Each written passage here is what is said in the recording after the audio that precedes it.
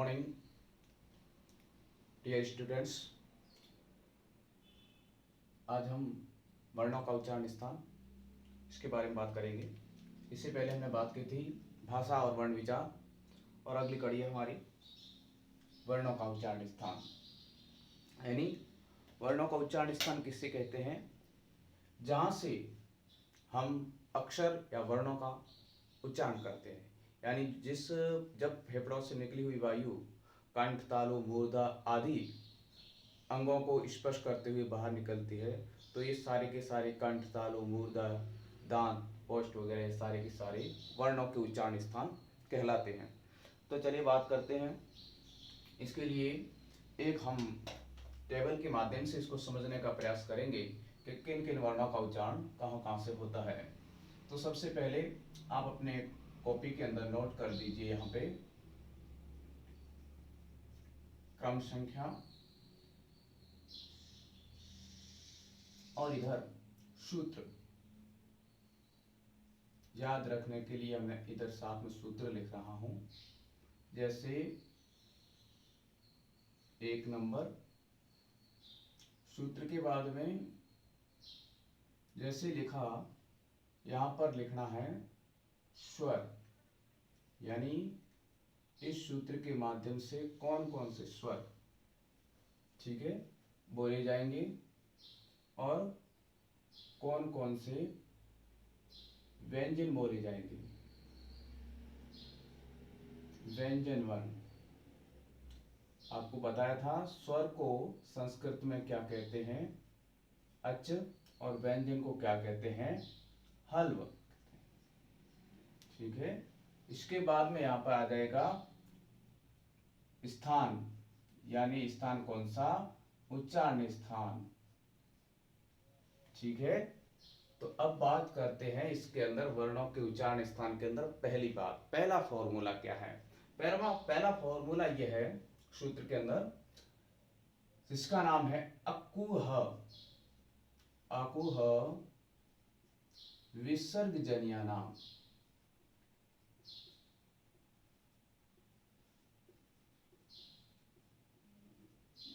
अकुह विसर्गजन्य नाम, ये सूत्र है। अब इस सूत्र से कैसे पता करना है? तो ध्यान दीजिए, इस के अंदर सबसे पहले अ का मतलब अ और आ स्वर है, वो जिसका उच्चारण स्थान हम बात करेंगे। अब अ से इस सूत्र को सिद्ध करते हैं, तो इसके अंदर आता अ और आ। ठीक है। उसके बाद में आता है कु। कु का मतलब क वर्ग पूरा। क वर्ग के अंदर क्या होता है? क वर्ग के अंदर क, ख, ग, घ, या, और इसके बाद में लिखा हुआ है ह, तो ह वर्ण। इसके बाद में आया विसर्ग यानी विसर्ग वर्ण। इन सभी का उच्चारण स्थान अकुह विसर्गजन्य नाम कंठ। उच्चारण स्थान क्या है इनका? कंठ। ये इसका उच्चारण स्थान का नाम। समझ में आ गया? पहला सूत्र क्या है? अकुह विसर्गजन्य नाम। यानी अ यानी आ, कु यानी क, ख, ग, घ, ड़, ह, और विसर्ग यानी ह। विसर्ग का मतलब विसर्ग। इस प्रकार से अकुह विसर्गजन्य नाम कंठ, इस सूत्र के माध्यम से हम इन वर्णों के उच्चारण स्थानों का पता कर सकते हैं। इसके बाद में आता दूसरा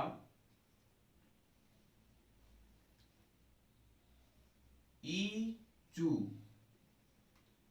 यसाणाम। ईचू यसाणाम समझ गए होंगे। अ की जगह आ लिखा था, ई की जगह क्या लिख देंगे? छोटी ई और बड़ी ई। उसके बाद में चू, कू का क वर्ग हो गया था, चू का कौन सा वर्ग हो जाएगा? च। तो ये हो गया च, छ, ज, झ, यंग।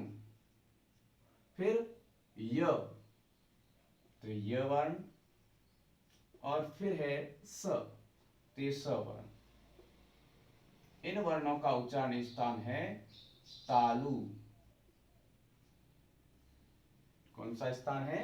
तालु। ईचु यसाणाम, ई यानी ईद छोटी बड़ी, चू च वर्ग पूरा, य यानी य वर्ण और स यानी स वर्ण, तालु।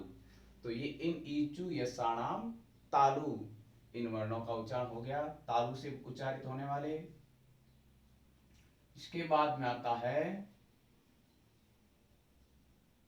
ऋतु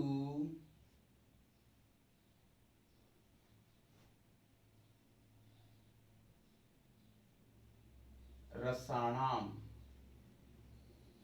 ऋतु रसाणाम। री यानी हमने पढ़ी थी री संस्कृत के अंदर कितने होते हैं? दो, एक ये छोटी री और एक बड़ी री। री का उच्चारण स्थान टू यानी ट वर्ग, ट ठ ड ढ और न, ठीक है। टू र और स, इन वर्णों का उच्चारण स्थान मूर्धा यानी ऋतु रसाणाम मूर्धा। इन वर्णों का उच्चारण स्थान हो गया री यानी छोटी री बड़ी री, टू यानी ट वर्ग, र यानी र, श यानी श। इसके बाद में आता है चौथा ऋतु लसाणाम, ऋतु लसाणाम। लृ का मतलब लृ, तु का मतलब त वर्ग, त थ द ध और न, फिर ल आ गया तो एक ल और फिर श। इन सभी का उच्चारण स्थान क्या है? दंत। इसलिए ये सारे वर्ण क्या कहलाते हैं? दंतव्य कहलाते हैं। ऋतु लसाणाम, लृ यानी लृ वर्ण, तु यानी त वर्ग पूरा, ल यानी ल, स यानी श। ये सारे वर्ण क्या कहाँ से उच्चारित किए जाते हैं? दंत से, यानी दांतों से इसका उच्चारण होता है। पांचवा उपूव, सिर्फ इतना याद रखना अपने लिए। उपूव, उक मतलब क्या हुआ? छोटा, और उ और बड़ा उ। फिर पू का मतलब क्या हुआ? प वर्ग, प फ ब भ और म। व यानी व, ठीक है। इसका उच्चारण उपूव ओष्ठ।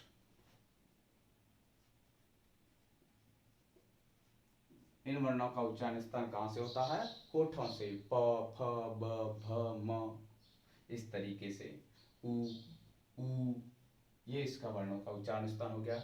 इसके साथ में एक और आता छठा, जिसके अंदर हम वर्णों का उच्चारण करते समय यानी इन वर्णों का जैसे जैसे उच्चारण करते हैं उसके साथ में उनका अन्य स्थानों से भी उच्चारण होता है।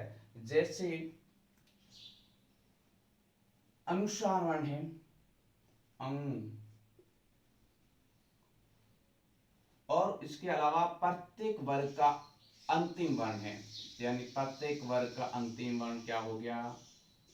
यहाँ पे ये हो गया च वर्ग में, ट वर्ग में ये हो गया, त वर्ग में ये हो गया और प वर्ग में ये हो गया। यानी इसको बोलते हैं जिन वर्णों का उच्चारण जिस प्रकार से कंठ, तालु, मूर्धा, दंत, ओष्ठ आदि स्थानों से के साथ साथ में नाक से भी होता है, ठीक है। इनका उच्चारण नाक से भी होता है, इसलिए इन वर्णों को अनुनासिक कहा गया है। क्या कहा गया है? अनुनासिक वर्ण। नासिका जिसका उच्चारण भी रहा है, कंठ, तालु, मूर्धा, दंत, ओष्ठ के साथ साथ में जिन वर्णों का उच्चारण स्थान नाक भी रहता है उसको अनुनासिक भी कहते हैं। अनुनासिक वर्ण हो गए। इसके अलावा भी कुछ वर्ण ऐसे हैं जिसका दो जगह से उच्चारण होता है। जैसे एक स्वर के अंदर आता है ए और ऐ, ध्यान दीजिए ए और ऐ का जो मेल है वो होता है अ और ई से। अ का उच्चारण स्थान क्या है? कंठ। ई का उच्चारण स्थान क्या है? तालु। तो इन वर्णों का उच्चारण स्थान क्या हो जाएगा? कंठ तालव्य।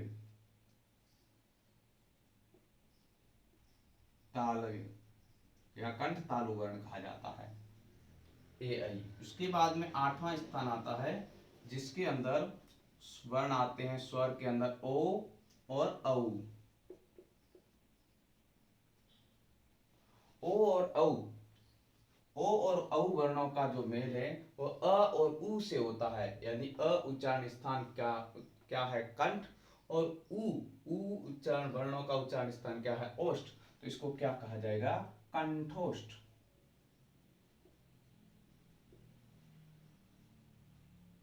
कंठोष्ठ वर्ण कौन कौन से हैं? ओ और औ। इसके अलावा भी एक और वर्ण है जिसको कहा गया जाता है दंतोष्ठ, यानी जिसका उच्चारण स्थान द और ओष्ठ के दांत के साथ साथ में उसका स्थान क्या है? होठ भी है, तो उसको कहा जाता है दंतोष्ठ। और वो वर्ण है व। ठीक है, कौन सा वर्ण है? व वर्ण। और इसके अलावा जीवामूलक वर्ण है। दो वर्ण ऐसे हैं जो कैसे है वर्ण कहलाते हैं? जीवामूलक कहलाते हैं। कैसे वर्ण कहलाते हैं? जीवामूलक। क ख। इन वर्णों को जीवामूलक कहा जाता है। यानी जिह्वा मूलक। मूलक वर्ण इसको क्यों कहा जाता है? क्योंकि इन वर्णों का उच्चारण स्थान जीभ के मूल से होता है। तो इस तरीके से ये हो गए हमारे कुल वर्ण और उन वर्णों का उच्चारण स्थान। तो ध्यान दीजिए, ये इस तरीके से आप अपने कॉपी के अंदर एक टेबल बनाएंगे और जिसके अंदर आपको इस तरीके से डायग्राम बना करके इस सारे के सारे वर्णों को लिख देना, जिसकी वजह से आपको ये पता चल जाएगा इस सूत्र के माध्यम से कि हमें कौन कौन से वर्ण किस किस स्थान से उच्चारित किए जाते हैं। ठीक है, ये टेबल हो गई। तो ध्यान दीजिए, एक बार और इसको देख लीजिए। अकुह विसर्ग जन्यानाम। अ यानी आ, कु यानी क वर्ग। ठीक है, और ह का मतलब ह वर्ण और विसर्ग यानी विसर्ग वर्ण है, उसका उच्चारण स्थान कंठ से होता है। तो अकुह विसर्ग जन्यानाम कंठ, साथ में याद रखना, अकुह विसर्ग जन्यानाम कंठ, यानी उस वर्णों का उच्चारण स्थान कंठ से होता है। इचु यसाणाम, ई का मतलब छोटी बड़ी, चु यानी च वर्ग, और य यानी य और स यानी श्रवण, तालु यानी इचु यसाणाम तालु। इन वर्णों का उच्चारण स्थान किससे होता है? तालु से होता है। रीटू रसाणाम, री यानी छोटी री और बड़ी री, टू यानी टवर, र और श, इन वर्णों का उच्चारण स्थान कहां से होता है? मूर्धा से, यानी ऋतु रसाणाम मूर्धा। लृतु लसाणाम, लृ तवर ल और श, लृतु लसाणाम का मतलब क्या हो गया? दंत। इन वर्णों का उच्चारण स्थान दांत से होता है। उपव, उ छोटा उ बड़ा उ, प वर्ण और व वर्ण, इन वर्णों का उच्चारण स्थान कहां से होता है? होठ से होता है, इसलिए उपु व। इसके बाद में वर्ण आते हैं कुछ अनुनासिक वर्ण, जो क्या होते हैं? जिन इन जो उपरोक्त उच्चारण स्थानों के साथ साथ में नाक से भी उच्चारित होते हैं, नासिका जिसका उच्चारण स्थान भी रहा है, तो प्रत्येक वर्ग का अंतिम वर्ण अनुनासिक कहलाता है। ए आई यानी ऐसे वर्ण जो दो स्थानों से बोले जाते हैं, जैसे कंठ और तालु से दोनों साथ साथ बोले जाते हैं, ए और आई, तो ऐसी स्थिति के अंदर इस वर्णों को क्या कहा जाता है? कंठ तालव्य कहा जाता है या कंठ तालु कहा जाता है। इनका उच्चारण स्थान ओ और औ, अ और उ के योग से बने हैं, इसलिए इसका उच्चारण स्थान हो गया कंठोष्ठ।